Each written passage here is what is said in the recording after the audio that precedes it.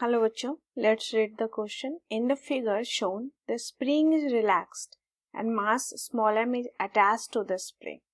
The spring is compressed by 2a and released at t equal to 0. Mass small m collides with the wall and loses 2/3 of its kinetic energy and return. Starting from t equal to 0, find the time taken by it to come back to rest again, instant at which spring is again under maximum compression. Take under root m upon k equal to 12 by pi. And this is the diagram given है. Spring constant k है and पहले a distance पर है. Now, the key concept for this question is we have to find time period. 4 condition होगा. Mean से extreme, फिर extreme से mean, फिर मीन से दूसरा एक्सट्रीम एंड फिर दूसरा एक्सट्रीम से मीन तक आने में. तो 4 टाइम पीरियड होगा, चारों का टोटल फाइंड आउट करेंगे. लेकिन साथ में ये भी है कि कुछ एनर्जी लॉस हुआ है. तो सबसे पहले यहाँ पे न्यू एम्पलीट्यूड हम फाइंड करेंगे आफ्टर कॉलिजन, जब लॉसेस हो गया है तब. एंड टोटल एनर्जी भी फाइंड आउट करना है system after collision and also find the total energy after collision. Wall से टकराएगा, उसके बाद टोटल एनर्जी भी फाइंड आउट करना होगा. नाउ तो ये जो ब्लॉक है ये एट t इक्वल टू 0 पर कुछ डिस्टेंस 2a पर है. तो इसका इक्विवेलेंट डायग्राम कुछ ऐसा होगा. तो ये जो है 2a डिस्टेंस पर है जब टाइम t इक्वल टू 0 है. ठीक है. उसके बाद फिर इसमें अभी ये कंप्रेशन में है, कंप्रेस्ड है ये स्प्रिंग. एंड जो गिवन डायग्राम है उसके अकॉर्डिंग ये a पर जब है, मान लेते हैं हम यहाँ तक a है, ये a पर इसका मेन पोजीशन होगा. That is the main position. तो इस मेन पोजीशन को हम O ले लेते हैं, नेमिंग कर देते हैं ताकि आसान रहेगा. एंड एक एक्सट्रीम है P एंड फिर ये वॉल से टकराएगा तो दैट इज Q ले लेते हैं. तो स्टार्ट हो रहेगा t इक्वल टू 0 पर यहाँ P पॉइंट से. तो P से ये O पर जाएगा तो हम मान लेते हैं कि टाइम पीरियड कुछ t1 है. तो अगर ये एक एक्सट्रीम है P तो यहाँ से O पर जाने में टाइम t1 है. नेक्स्ट फिर O से ये वॉल की तरफ जाएगा, वॉल से जाके टकराएगा तो टाइम t2 ले रहा है.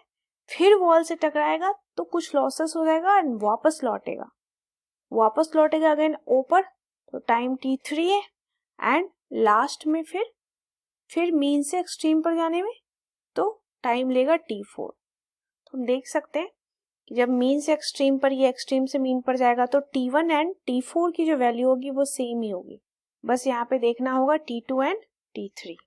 सबसे पहले हम t1 देखें. t1 इज टाइम टेकन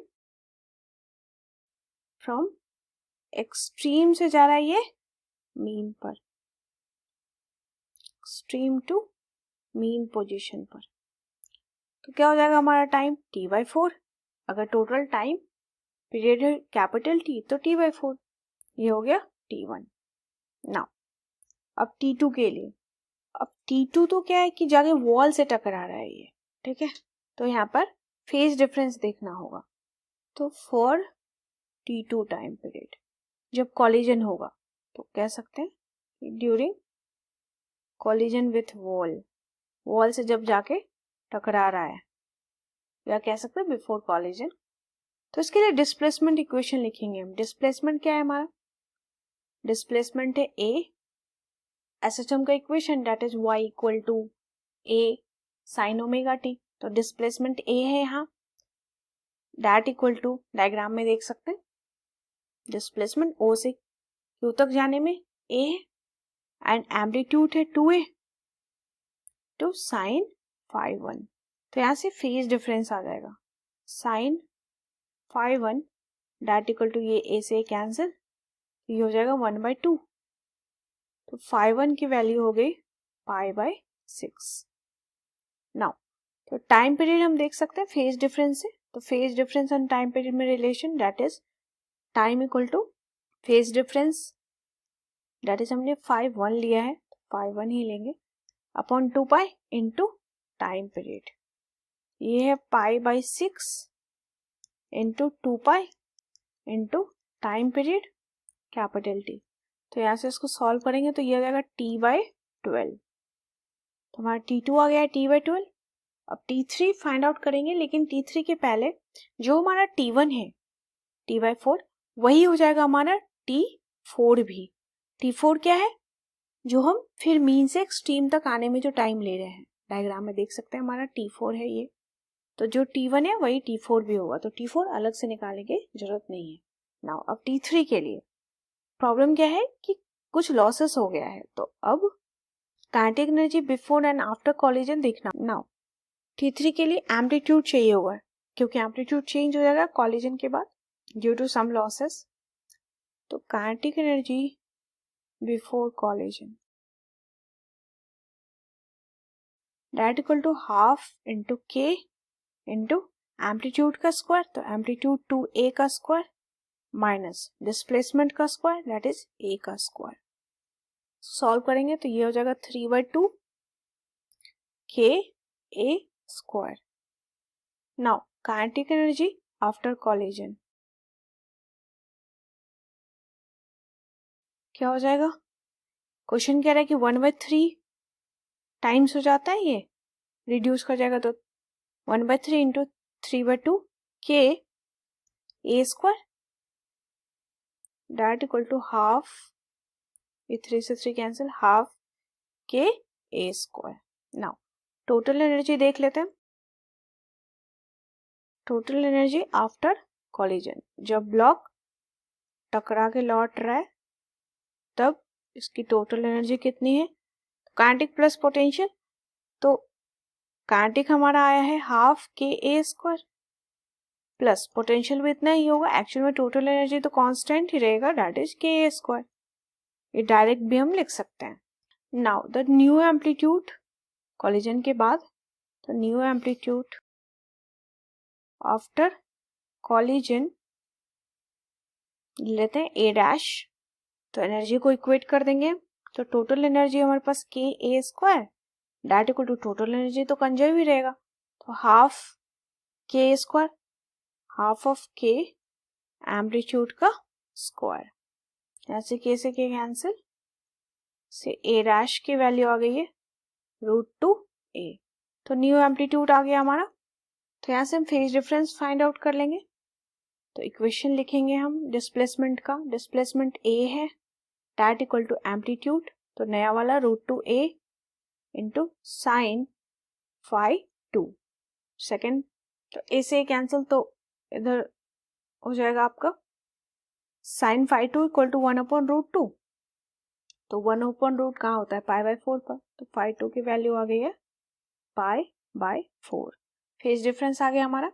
अब यहाँ से टाइम पीरियड भी आ जाएगा, that is time period t3 that equal to phase difference φ2 divide by 2 pi into t। Formula रख देंगे, फॉर्मूला रख रहे हैं। फेज डिफरेंस आया π/4, तो π/4 into 2 pi into t, pi से पाई कैंसिल, ये आ गया t/8। Now total time that equal to t1 कितना आया है t/4 प्लस t2 ये आया है t/12 प्लस t3 अभी हमने फाइंड आउट किया t/8 प्लस जितना t1 है उतना ही t4 भी होगा, तो दैट इज t/4। तो इसको सॉल्व करेंगे तो ये होगा 17t/24 एंड टोटल टाइम जो है, तो that is total time t ले रहे हैं, तो ये हो जाएगा 17/24 इंटू टाइम पीरियड। तो स्प्रिंग मास सिस्टम के लिए हमारा टाइम पीरियड 2 पाई √m/k। अब क्वेश्चन कह रहा है कि √m/k लेना है 12/पाई, 2 से 24 कैंसिल हो जाएगा, ये होगा 17 π/12 और √m/k ले लेंगे हम 12/पाई according to the question. Pi से पाई कैंसिल, 12 से 12 कैंसिल, तो हमारा time taken after which it comes to rest, फिर से ये यहाँ से स्टार्ट हुआ था वहीं पर आ जाएगा रेस्ट में। तो ये आ गया है हमारा t equal to 17 second. That is the answer.